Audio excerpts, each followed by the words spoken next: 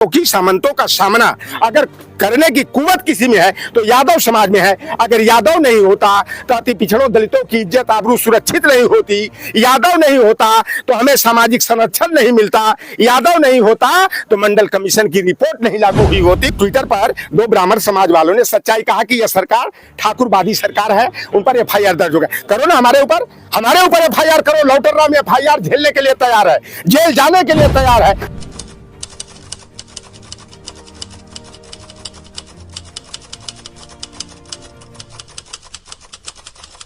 आपने कहा कि समाजवादी पार्टी सबको साथ में लेकर चलने का काम करती है, यही बात तो भाजपा वाले भी कहते हैं कि हम सबको साथ में लेकर चलते हैं। ओम प्रकाश राजभर साथ में है, केशव प्रसाद मौर्य साथ में, बहुत सारे ऐसे लोग साथ।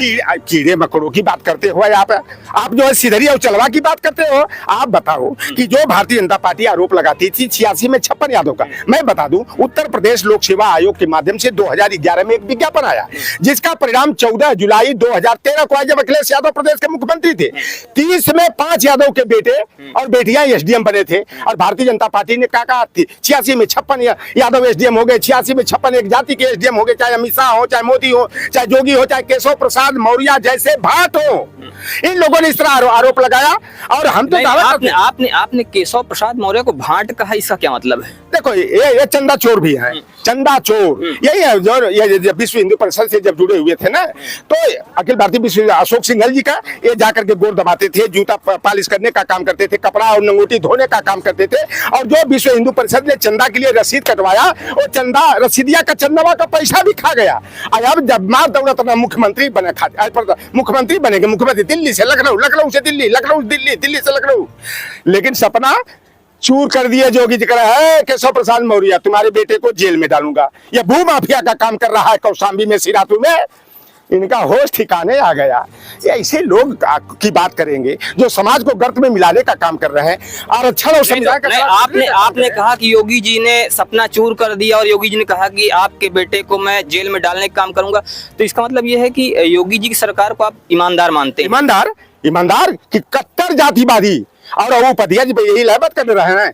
और जो ट्विटर पर दो ब्राह्मण समाज वालों ने सच्चाई कहा कि यह सरकार ठाकुरवादी सरकार है, उन पर एफआईआर दर्ज हो गया। करो ना हमारे ऊपर एफआईआर करो। लौटर राम एफआईआर झेलने के लिए तैयार है, जेल जाने के लिए तैयार है। आप बताओ वनस्पति विभाग में प्रोफेसर की भर्ती हुई उच्चतर शिक्षा सेवा आयोग से।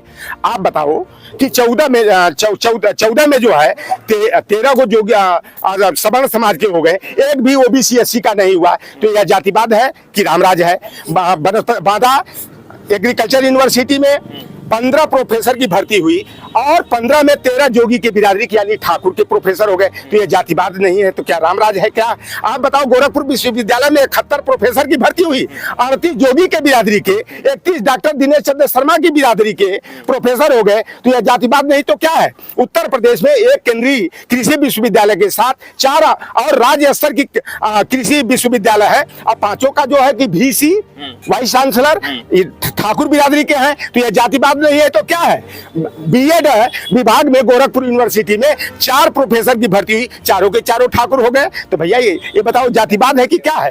ये जब समाजवादी पार्टी पर आरोप लगाया एक बार मायावती ने कि मुलायम सिंह यादव सारे पुलिस पीएससी में यादवों की भर्ती कर रहे हैं। उस समय यादव 38% पुलिस पीएससी में भर्ती हुए थे। और जब मायावती की 2007 में सरकार बनी, 2008 में पुलिस पीएससी की भर्ती हुई तो 42.3% यादव के बेटे और बेटियां पीएससी में भर्ती हो गए। और जब राजनाथ सिंह चाहे कल्याण सिंह मुख्यमंत्री थे, 41.2% यादव के बेटे और बेटियां पुलिस पीएससी में भर्ती हो गए। तो यादवों में काबिलियत है। आज आर्मी में कौन यादव संरक्षण दे रहा है भाई? 40% जो है आर्मी में यादव के बेटा सीमा पर लड़ रहे हैं, सीमा पर रखवाली का काम कर रहे हैं। तो ये भारतीय जनता पार्टी नफरत की राजनीति करती है। केवल यादव जो क्योंकि सामंतों का सामना अगर करने की कुवत किसी में है तो यादव समाज में है। अगर यादव नहीं होता तो अति पिछड़ों दलितों की इज्जत आबरू सुरक्षित नहीं होती।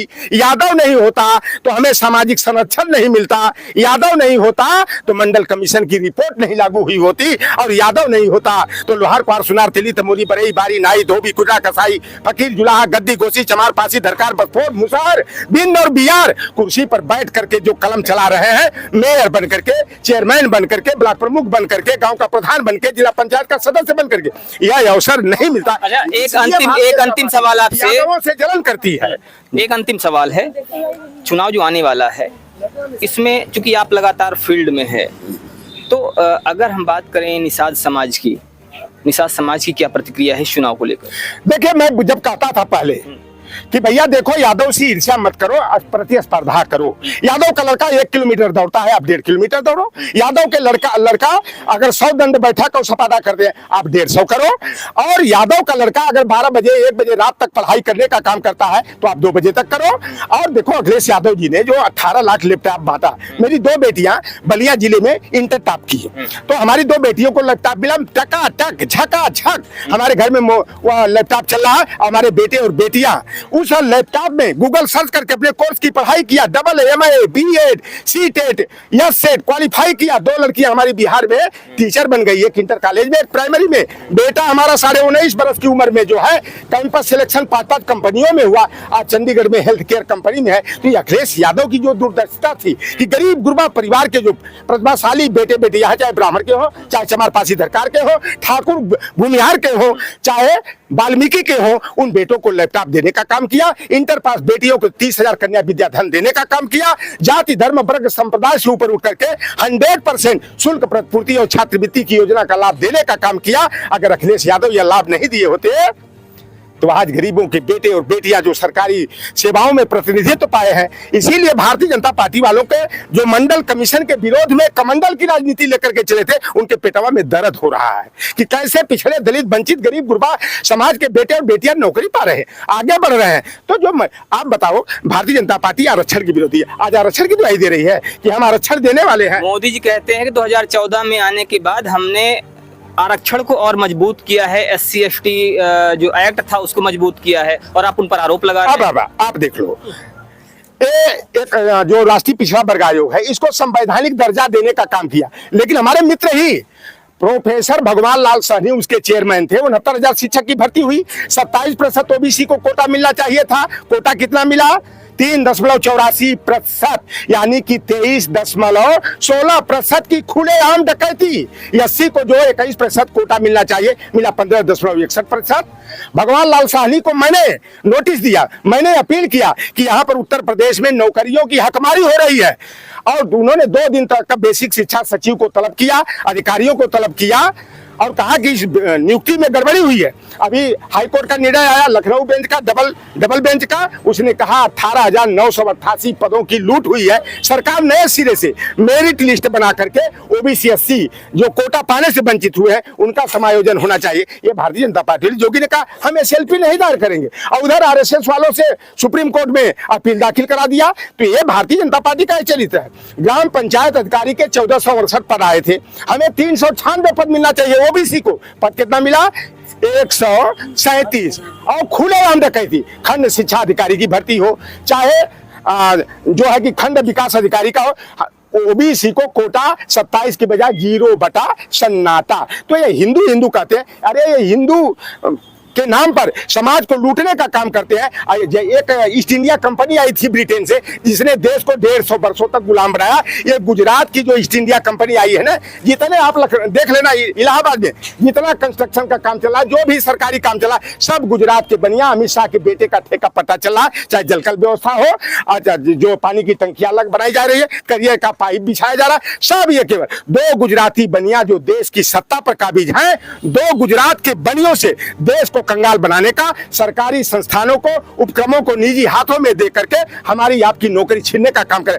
ब्राह्मण का लड़का अगर मान लो भैया पात्रता हासिल कर लिया, MTech BTech कर लिया, नौकरी मिलना चाहिए। जब निजी क्षेत्र में चला जाएगा तो गारंटी है कि पांडे जी, दुबे जी, तिवारी जी, शुक्ला जी, उपाध्याय जी, चटर्जी जी, बनर्जी जी के, ओझा जी, झा जी के नौकरी मिलेगी। वो तो निजी हाथ में चला गया तो उसका MD जो चाहेगा वो करेगा। तो ये भारतीय जनता पार्टी देश को कंगाल बनाने का काम कर रही है, और चंद पूंजीपति जो 15-16 है, उन्हीं को जो है सारे देश की संपदा को गिरवी करने का काम कर रहे हैं। और जो 29 भारतीय बैंकों के लुटेरे हैं जो देश को गर्त में मिलाने का काम किए, 29 में विजय माल्या कर्नाटक को छोड़ दिया जाए तो 28 सभी के सभी, नीरव मोदी हो, ललित मोदी हो, सलील मोदी हो, फलाना हो, ढिकाना हो, मेहुल चोकसी हो, सभी के सभी गुजरात के बनिया हैं। तो दो गुजराती बनियों से, गुजरात के साहूकारों और बनियों से देश को लुटवाने का काम कर रहे हैं। तो ये थे हमारे साथ लौटन राम निषाद जी, जो खुलकर अपनी बात रख रहे थे और इन्होंने भारतीय जनता पार्टी और उसके नेताओं पर काफी गंभीर आरोप भी लगाए। अब देखना ये है कि आने वाले उपचुनाव में क्या असर होता है, आने वाला उपचुनाव कैसा होता है, किसके पक्ष में होता है, ये देखने वाली बात होगी। बने रहिए हमारे साथ खबरों के अपडेट के लिए और देखते रहिए आपका अपना चैनल अखंड भारत न्यूज।